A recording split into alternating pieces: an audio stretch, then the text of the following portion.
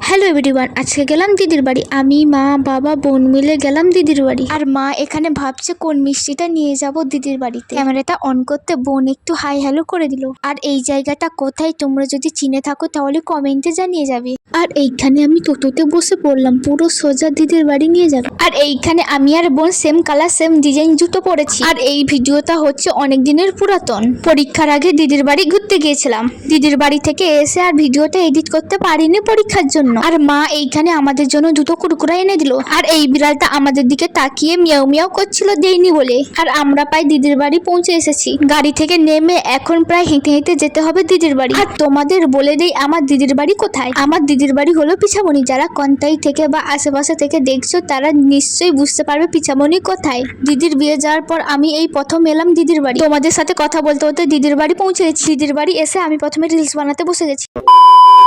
আর এটা হলো দিদির পুরাতন বাড়ি যাওয়ার রাস্তা। আর তোমাদের বলাই হলো না দিদির বাড়ি কিসের জন্য এসেছি। আজ ছিল দিদির ঠাকুমার শ্রাদ্ধ শান্তি। তো চলো বন্ধুরা, আজকের ভিডিওটা এই পর্যন্ত। দেখা হচ্ছে নেক্সট ব্লগে। আর তোমরা যদি ফেসবুক থেকে ভিডিওটা দেখে থাকো তাহলে ফলো করতে ভুলো না কিন্তু। আর যদি ইউটিউব থেকে ভিডিওটা দেখে থাকো তাহলে সাবস্ক্রাইব করতে ভুলো না কিন্তু। Thanks for watching guys, tata.